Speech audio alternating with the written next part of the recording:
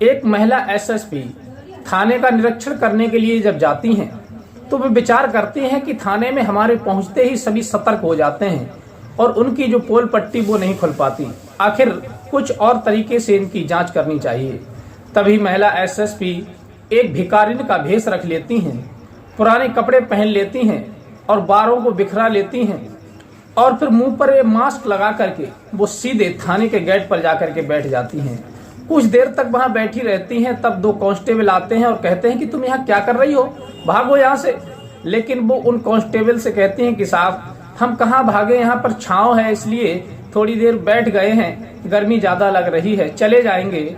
फिर वो कांस्टेबल वहां से चले जाते हैं, लेकिन थाने के अंदर भीड़ लगी हुई थी बहुत ज्यादा।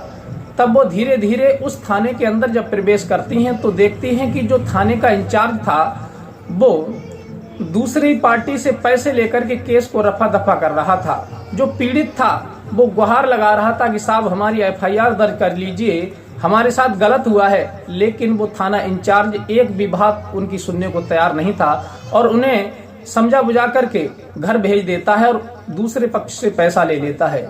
ये बात जब वो अपनी आंखों से देख रही थी कि ये थाना इंचार्ज इस तरह से लोगों के साथ में गलत कर रहा है, तभी उन्हें क्रोध आ जाता है और फिर वो अपने रूप में जब आती हैं और अपनी असलियत जब दिखाती हैं तो फिर थाने में क्या होता है, भगदड़ मच जाती है।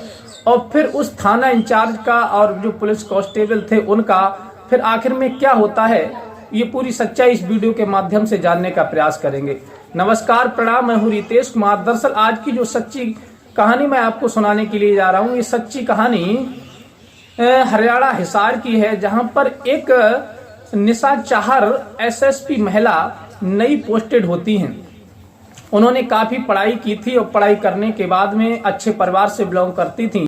उनका बचपन से ही सपना था कि मैं कोई आईपीएस अधिकारी बनूं, जो समाज में हो रहे भ्रष्टाचार को रोक सकूं और महिलाओं के जो शोषण हो रहे हैं, दिन प्रतिदिन महिलाओं पर अत्याचार हो रहा है, उस पर भी कंट्रोल कर सकूं। जगह जगह पर लड़कियों के लिए अगवा कर लिया जाता है, उन्हें कहीं ले जाकर के बेच दिया जाता है। इन सारी समस्याएं उनके दिमाग में गूंज रही थी। इन बातों को सोच सोच करके वो बड़ी मेहनत और लगन से पढ़ाई करती हैं। जब वो मेहनत लगन से पढ़ाई करती हैं तो फिर एक दिन उनकी मेहनत रंग लाती है निशा चाहर की, और फिर वो आईपीएस पद पर सिलेक्ट हो जाती हैं। आईपीएस पद पर सिलेक्ट होने के बाद में उन्होंने अपना कार्यभार इतना अच्छे से संभाला था कि चारों तरफ उनकी प्रशंसा होने लगी थी। जो भी अधिकारी कर्मचारी जो भ्रष्टाचार फैला रहा था और जो सही नियम से काम नहीं कर रहा था, उन्होंने इतनी सख्ती कर दी कि अधिकारी लाइन के जो लोग थे वो तो आगे आगे उनके नाचने लगे थे। कभी भी वो किसी की तरफ नजर उठा करके नहीं देखते थे कि हम कोई गलत काम करें या किसी से घूसखोरी करें।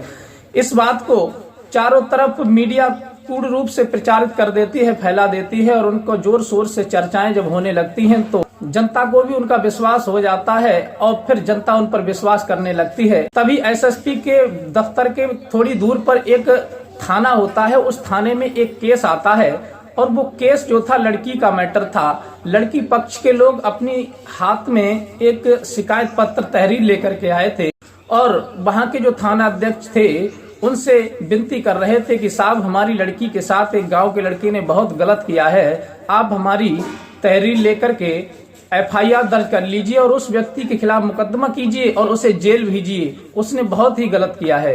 ये बात सुनकर के थाना अध्यक्ष उस लड़के का नंबर लेते हैं और फोन करते हैं। फोन के द्वारा लड़के के घर वाले और लड़के को लेकर के उस थाने में उपस्थित हो जाते हैं।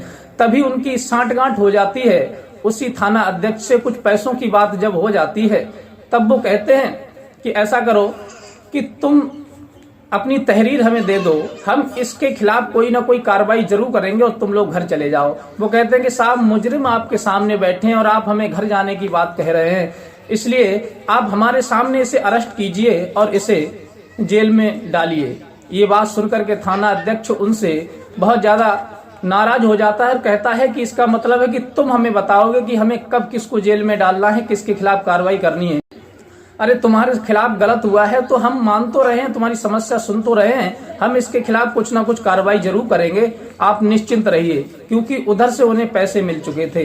जब उसकी सुनवाई नहीं होती है उस थाने में, तब उस लड़की का पिता वही एप्लीकेशन लेकर के सीधी निशा चाहर एसएसपी के पास पहुंच जाता है और हाथ जोड़ करके कहता है कि मैडम जी, हमारी बेटी के साथ एक गांव के लड़के ने बहुत गलत काम किया है, उसका शोषण किया है और फिर हम ये एप्लीकेशन लेकर के थाने में आए थे तो वहां के थाना इंचार्ज हमें कह रहे हैं कि तुम घर चले जाओ और हम उसके खिलाफ कोई ना कोई कार्रवाई करेंगे, जबकि लड़का और लड़के के घर वाले थाने में बैठे हुए हैं, ना उन्हें अरेस्ट कर रहे हैं, वो ना बंद कर रहे हैं, ना जेल भेज रहे हैं, ना मुकदमा लिख रहे हैं।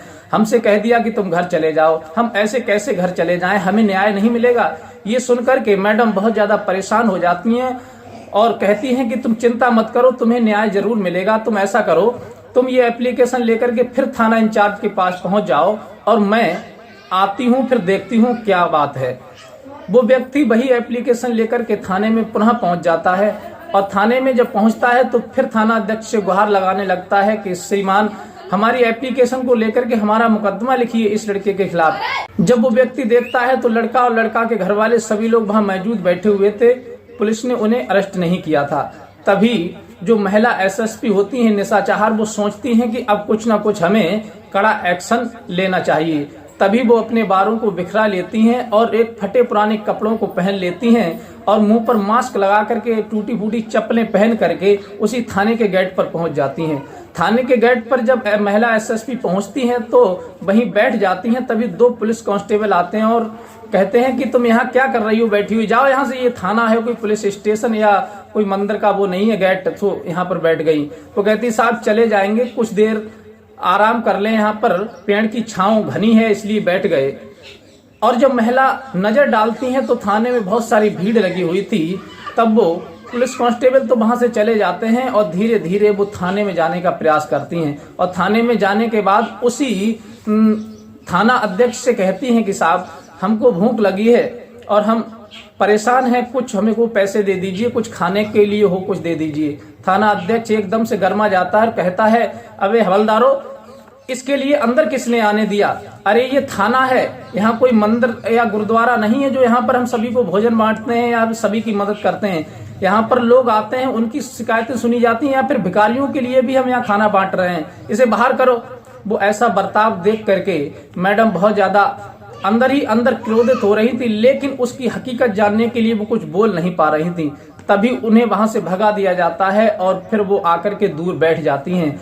और फिर उसके लिए तो कोई समझ ही नहीं पा रहा था कि ये कोई आईपीएस अधिकारी है, वो तो एक भिखारिन समझ करके वहां पर बैठ जाती हैं। और तभी तक वो थाना अध्यक्ष उस लड़के के पिता को अपने साथ लेकर के आता है और उसी मैडम के बराबर में खड़े होकर के कहता है कि जो पैसा तय हुआ है, तुमसे बात हुई है दरोगा जी की, वो पैसा चुपचाप दरोगा जी को दे दो, फिर मैं तुम्हें बचाता हूं और कुछ करता हूं जिससे तुम लोग बच जाओ।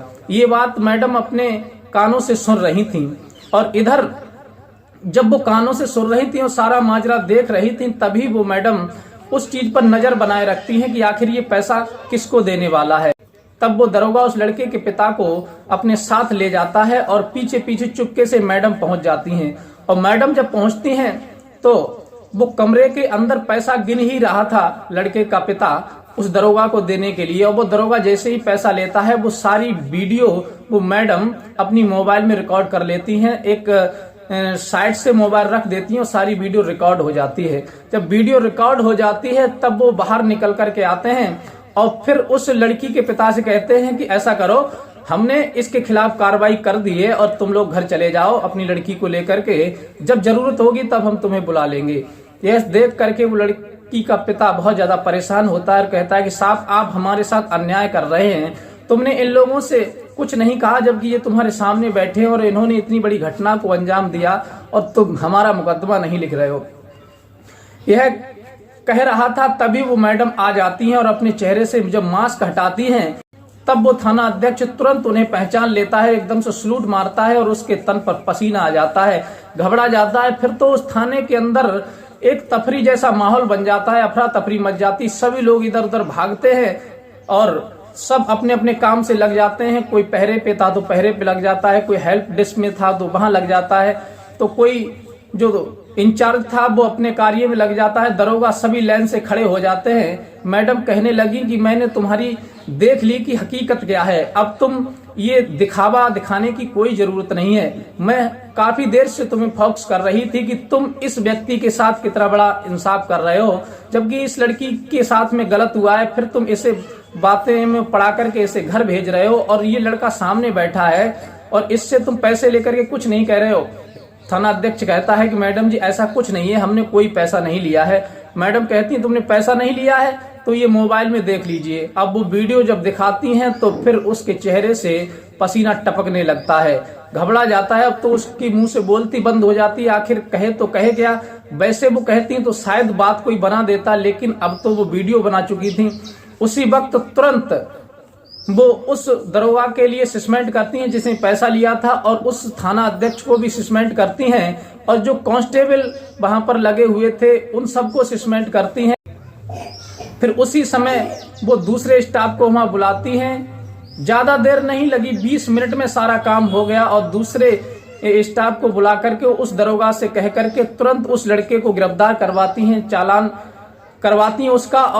जो भी उसने क्राइम किया था उसके अनुसार 354, 376 और 68 ऐसी कई धाराओं में उसके खिलाफ मुकदमा दर्ज होता है, और फिर उसे अरेस्ट करके जेल भेज दिया जाता है। फिर वो मैडम उन सभी के खिलाफ विभागीय जांच बिठालती हैं, और वो जांच सीओ के लिए देती हैं। सीओ उन सब की जांच करता है और रिपोर्ट मैडम के लिए सौंपता है। फिर उनके खिलाफ मुकदमा चलता है और उन सभी के लिए फिर जेल होती है। इस तरह से मैडम ने अपनी ईमानदारी का परिचय देते हुए और उन सभी भ्रष्ट पुलिसकर्मियों को सबक सिखाया। तो आप इस वीडियो से कितने संतुष्ट हैं? क्या मैडम ने सही किया? इस कहानी को सुना करके हमारा उद्देश्य केवल समाज में हो रहे भ्रष्टाचार को दिखाना है, और जो भ्रष्ट पुलिसकर्मी है, भ्रष्ट जो विभाग के कर्मचारी हैं, उनका पर्दाफाश करना है। बस यही हमारा एक उद्देश्य है। साथियों, अगर वीडियो आपको पसंद आई हो तो प्लीज हमारे चैनल को लाइक सब्सक्राइब कीजिए, और मिलते हैं इसी प्रकार की कोई नेक्स्ट कहानी के साथ। तब तक के लिए दीजिए इजाजत। नमस्कार।